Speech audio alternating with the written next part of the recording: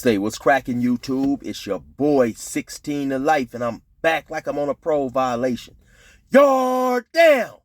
Now, for those of y'all that's new to my page, in 1994, I got arrested. I was eventually sentenced to 16 years plus life, and I served 24 years straight in the California prison system. During those times, I accumulated some good stories. I'm going to share one with y'all today. If you like the story, be sure to hit the like button, leave a comment, subscribe. Most importantly, hit that notification bell. That way, anytime I drop a story, you'll be notified ASAP, and you can hop on it whenever you're ready. Also, man, be sure to check out some of my older content. I'm telling you, man, I got some great stories. Go to my YouTube playlist and you will see I have my stories organized into different topics and categories. I guarantee you're gonna find something that you like, man. Unfortunately, right now my computer is tripping, man. It's just something small. I just gotta holler at one of my old geek partners, man. They can figure the things out.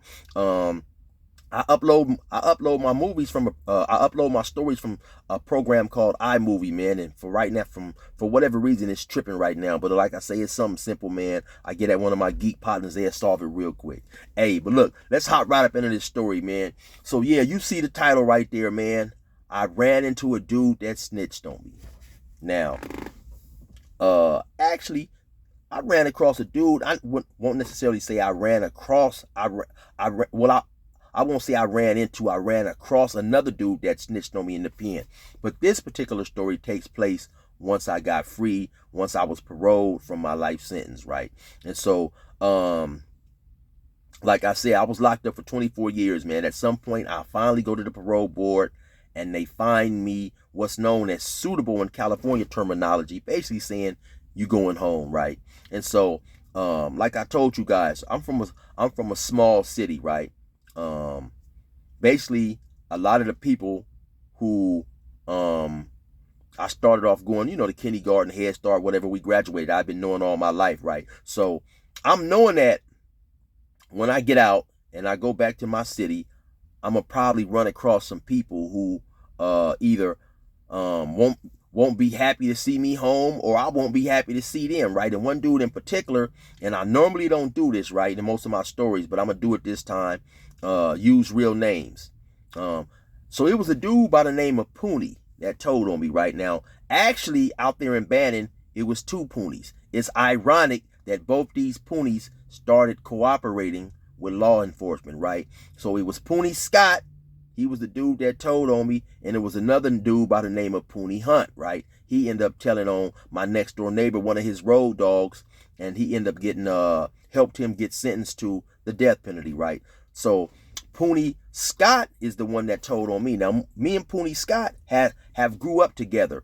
I'm talking probably from the age of 5 or 6. His uncle and my uncle was good friends, and they would actually, when my uncle would take me down to the dairy, used to be a dairy down the street from my grandma's house. We'd go down there when I was about 5 or 6. My uncle would stop at his uncle's house and have us boxing each other. Now, I told you guys a story one time about the dude who damn near lost his peanut butter in the county jail. He damn near lost his cakes. And the dude, remember I told you the dude, he said, damn, cuz, you got a homeboy cub by the name of Butterbean, cuz?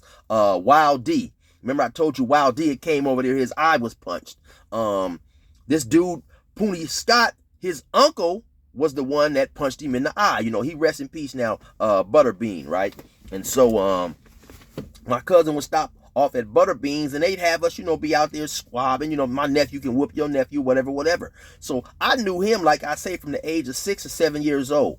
Fast forward later on, the dude ended up telling on me, right? So he was claiming, he was one of those dudes who chose to claim some LA gangs, right? And one time he was claiming a Crip. He was Crip.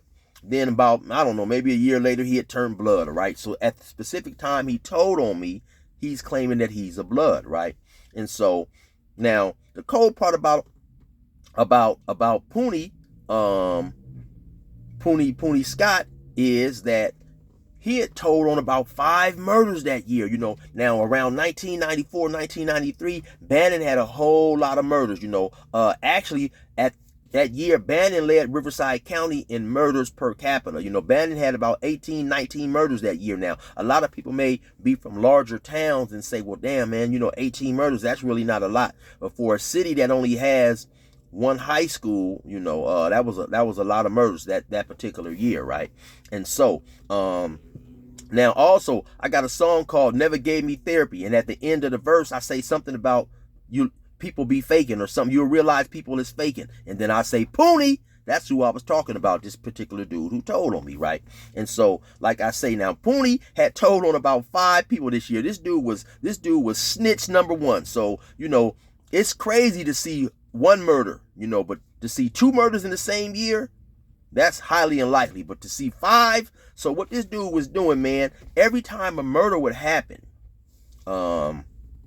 maybe a week or 2 later, now the dude was on drugs, so maybe a week or 2 later, he would call the Banning Police Department and be like, I have some information about this murder. Like I say, once again, small town. So when somebody gets murdered, something happens, people gonna talk, oh yeah, the murder happened over there, blah, blah, blah. So now, by him knowing the area, he would say, oh, well, he would tell the police, I was sitting over there maybe 30 feet away behind some bushes smoking a cigarette, and I seen the murder, blah, blah, blah. And so how I happened to find that is when I got arrested, initially they gave me a public defender by the name of Lawrence Fate.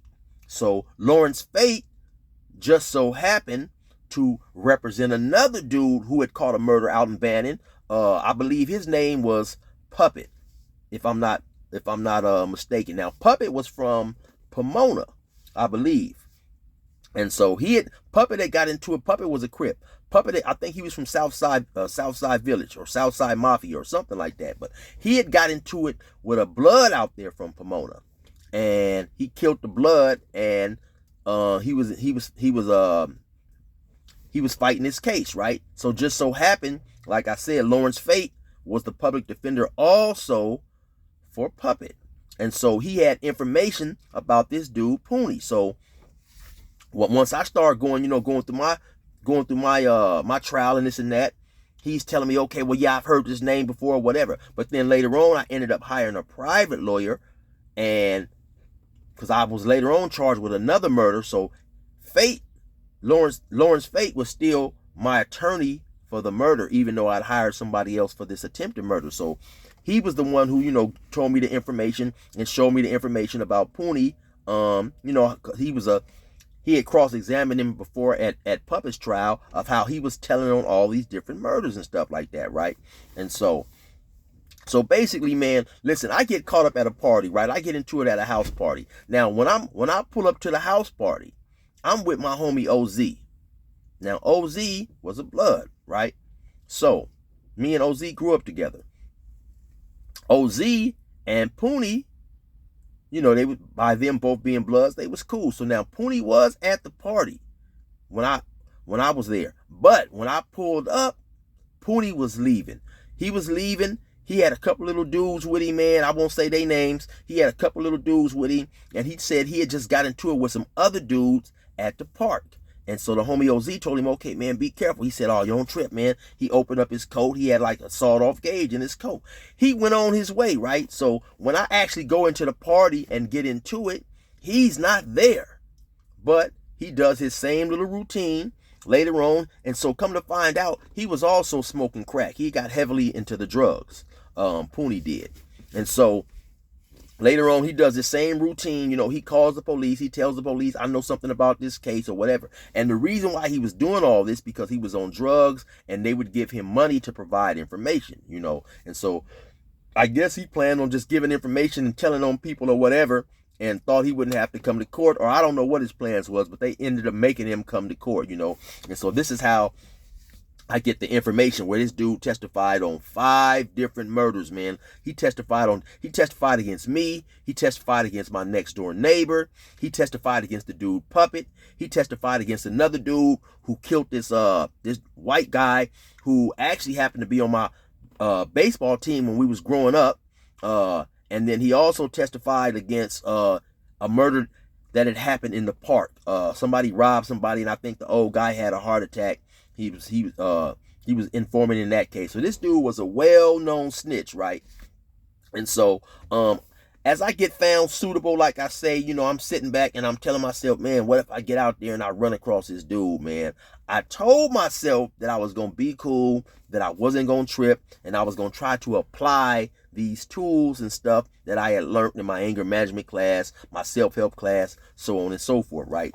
That was my plan. So fast forward, I'm out, I'm chilling, man. I've been out maybe about 5 or 6 months. One day I'm riding with my homie CO Low. We in the car. All of a sudden I get a text from this girl, or I think she hit me up on Facebook.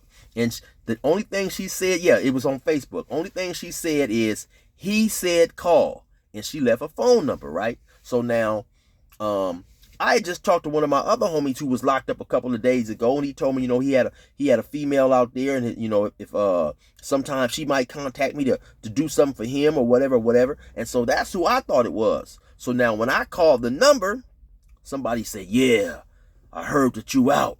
Yeah, I'm the man now. I'ma kill you and blah blah blah. He making all these threats and stuff. He almost sounded like, you guys heard that one Biggie song when somebody called and they threatening Biggie and all this stuff.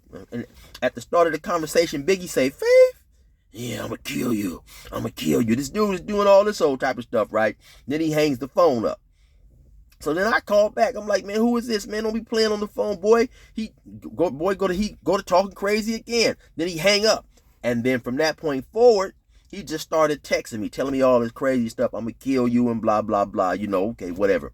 So, like I said, this girl who I know, and I won't say her name, she sent the message. So we call her, like, who you talking about? Who told you to call me or whatever. She says Puny, right? She says Puny, but she said it was Puny Scott. Like I said earlier, keep in mind, I told y'all it was two Punys, Puny Scott and Puny Hunt. Both of them end up cooperating with the police. So now Puny Hunt, I've been knowing Puny Hunt all my life as well. He was a couple of years older than me.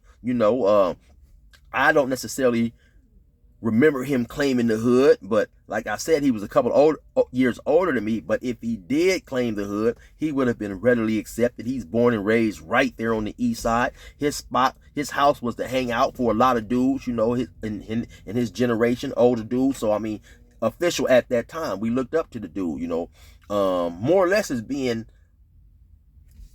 just one of the crazier homies, not crazy in the sense of he'd go out and shoot at people and do this and do that. He just had a funny personality, right? And so anyway, he never told on me. He told on my next door neighbor. So I'm not thinking that it's him. But so when the girl say Puny, I say, who Puny, who you talking about? She say Puny Scott, which is the dude who told on me, right? I say, okay. So, now I'm a little upset. I'm thinking like, this dude got the nerve to play with me. This dude, he know me, man. That's all I say. This dude know me, right? He know me. And actually, one night I seen the dude walking down the street, man, and I really gave the dude a pass. Because I was going, put his noodles on the concrete, but I give the dude a pass on the simple fact that we grew up together. I know you know what I'm saying? I seen him one night when I was out creeping. I'm on the runs, but I give this dude a pass. I heard he had said something that I took to be slightly disrespectful. So I push up on him. I questioned him about it. It's about 12 o'clock at night. I got the thing on me. He say the wrong thing and I'm going to get him. But he broke his stuff down, and so I give the dude a pass, right? So now I'm thinking, why is this dude playing with me, right? So fast forward maybe about 2 or 3 months later, I'm at the store, our neighborhood store, Frank and Sam's. I'm pulling away from the store, and I see a dude. Now I'm talking to somebody or doing something, and I see a dude walking. Maybe he's came out the store past my car, and now he's walking. So I glance up, I look, I say, damn, I see, is that Puny? So now he's about 10 or 15 feet away. So I roll down the window. I say, hey, Puny. He turned around and looked back. I say, oh, that is that dude, right? So I start the car up. So actually, no, so I say to myself, that is that dude, right? So now I'm turning things over in my head like, man, should I confront this dude? Because now I'm mad because he been playing on my phone, right? And I'm thinking, oh, no, chill. You told yourself if you happen to see this dude, you was going to let it go. You on parole. Because I'd only been out 5 or 6, 7 months, somewhere like that. So, I'm still on parole. But I just couldn't do it. I just could not confront this dude, right? So by the time I decided to get at this dude, he's walked down the street some. He's busted a left, and he's going up the street. on this street that my dad used to live on. He's maybe about, I don't know, 7 or 8 houses down from my dad's house. But like I say, I just couldn't do it. You know, I just could not confront this dude, right? So I push up on him, right? I roll down the window. I'm like, hey, what's up, homie? He looked. He see me. This dude spook eyes. He said, hey, chill, hey, chill. What's up, man? I'm telling you, man, this dude is stuttering and stammering. His eyes is big. What's up, man? I said, hey, punk, you wanna play with me? You been playing games on my phone, punk? You wanna see me or something? So he go to stuttering and stammering because I said, hey, man, why you calling my phone and playing on my phone? So he said, oh, man, listen, man, I ain't called you. I ain't played on your phone. Man, I put that on my mama and all this. So he started putting stuff on his mama. Listen, man, my right hand to God, right? This dude said, man, I was praying for you the whole time you was in prison. I'm thinking to myself, you praying for me. You the one that put me in prison. How the hell is you praying for me? And if you was praying, the only thing you was praying that God never let me out. You wasn't praying for me, you sucker. You know what I'm saying? And so I'm smashing on the dude about playing on my phone. He's swearing up and down that's not him. He put that on his mama. It wasn't him. He's saying, hey, man, look, man, I promise, man, I'll do anything to make it up to you, chill. Just tell me who it was, man. I'll go up there. I'll smash on him right now, so on and so forth. You know, I'm like, no, homie, I'm not fit to be involved in none of that with you, man. I just advise that you stop playing with me, homie, before I get out the car and bust you up right here and right now. He said, oh, man, chill, listen, man, I don't want no problems, man, you know, and this and that. And he said something to the effect of, man, something about, man, I don't know why I done that. I was misled. And I'm thinking when he say that, right, you definitely wasn't misled because your uncle Butterbean was a well-respected gangster. You know, Butterbean, give him his props, man. Butterbean was a well-respected dude. Butterbean has been to the pen before, and I've heard from a lot of older dudes. He's another dude who helped put IE on the map up in prison. He represented, he stayed down, and you know, he was a soldier. So I'm, you know,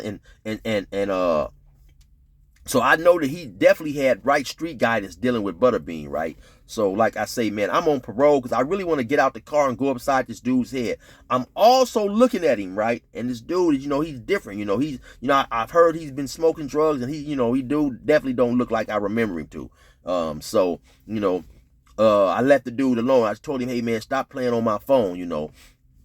So I drive on off, man. Fast forward a few months later on, I find out that actually he was not the dude playing on my phone. It was the other Puny, in fact. You know, the other Puny who had never came to court against me, never said anything against me. So I didn't have any idea that it was him. So, you know, I'm thinking that maybe he may have heard that song I did called Never Gave Me Therapy. And I said, you realize some dudes is faking. And I said, Puny. And due to the fact his name is Puny too, he also cooperated with law enforcement. He probably assumed I was taking shots at him, right?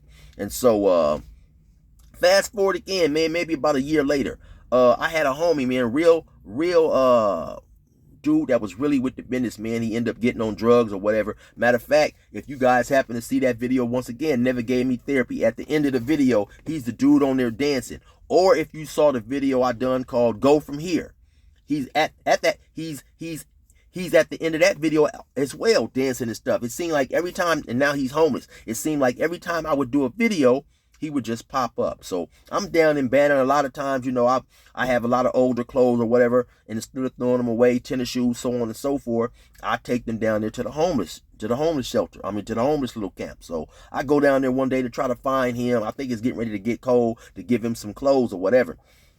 So I happen to see a familiar face of a female. You know, I'm looking at her. She's down there in the homeless camp.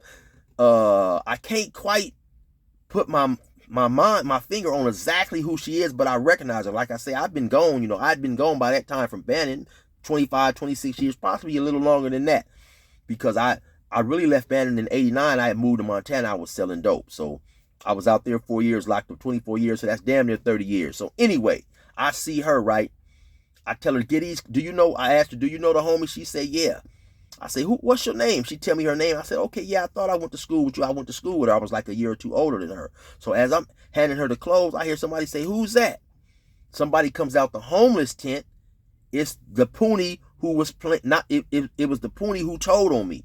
Not the one that was playing on my phone, but the one who told on me, the one who I confronted down the street from my dad's house. Man, this dude was looking bad, man. I said, damn, homie, you looking bad. Those were my exact words to him. He said, yeah, man, this diabetes, I guess he claimed he had diabetes or whatever. And first thing came to my mind was a saying my domino partner used to say all the time.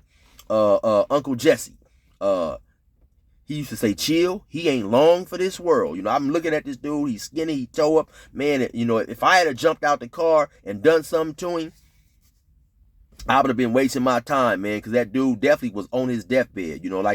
Like Uncle Jess said, he wasn't long for this world, man. So I pull on off. The dude was real skinny, looking bad, right? I pull off, right? Man, the dude looked so bad. To be honest, man, I damn near went back and gave that dude $50, man. Just because the dude looked horrible, right? But I'm thinking, okay, if I give it to him, he probably gonna just go buy some drugs or whatever. But I'm telling you, man, I damn near went back and gave that dude some money, Well, unfortunately for the dude, man, he passed away maybe about a year ago. He passed away. Different rumors I heard they found him in a car, they found him in a field, whatever. I don't know exactly whatever, but yeah, he did pass away, man. Puny Scott passed away. And so, that was the thing for me though, just when I ran across him, man, should I jump out and smash on him or whatever? But like I say, come to find out, he wasn't even the one that was playing on my phone. It was the other dude by the name of Puny Hunt, man. So, yeah, Puny Hunt, if you out there, if you happen to see this video, man, stop snitching, stop telling on people, man. It ain't good, man. You know what I'm saying? It ain't good. But anyway, y'all already know what it is, man. It's your boy 16 to life. Resume normal program.